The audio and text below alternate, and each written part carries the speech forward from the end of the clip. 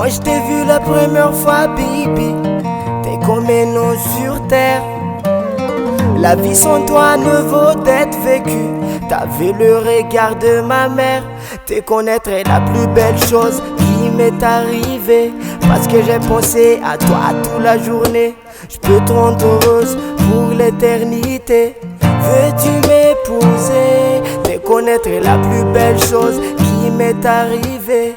Parce que j'ai pensé à toi toute la journée. Je peux te rendre heureuse pour l'éternité. Veux-tu m'épouser?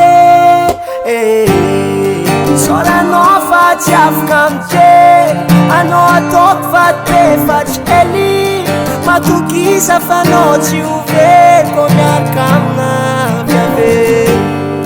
Sola non facciaf camte, ano top fate faceli, ma tu chissà fa noci uve come al camna viave.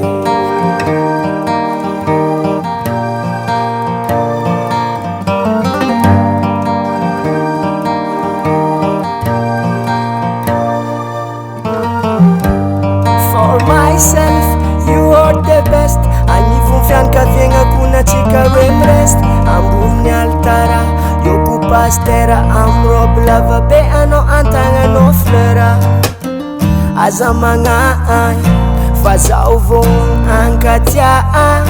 Fasanga chani vava zanga talano. Am nozalo fe fachie kwa vun. Kora na fatatra tsio mbikony. Za amino fakaravona ut. Kofa ankila no tsy matraruti ut. Sola no fatsiafika amte. Ano atoko fate fatsely. Matokisa fa no tsy overiko miaraka amina viave. Sola no fatsiafika amte. Ano atoko fate fatsely. Matokisa fa no tsy overiko miaraka amina viave. Hugo womempienchang nanupanyo wo libukania o kazava. Sola no fatsiafika amte. Ano atoko fate fatsely. Matokisa fa no tsy overiko miaraka amina viave.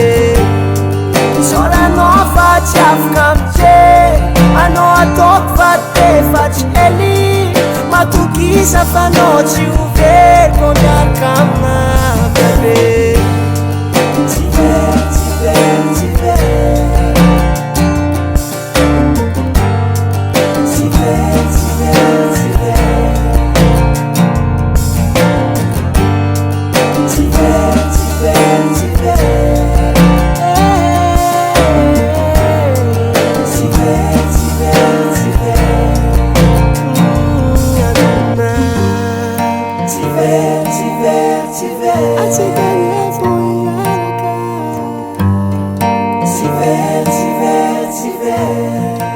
Okazava.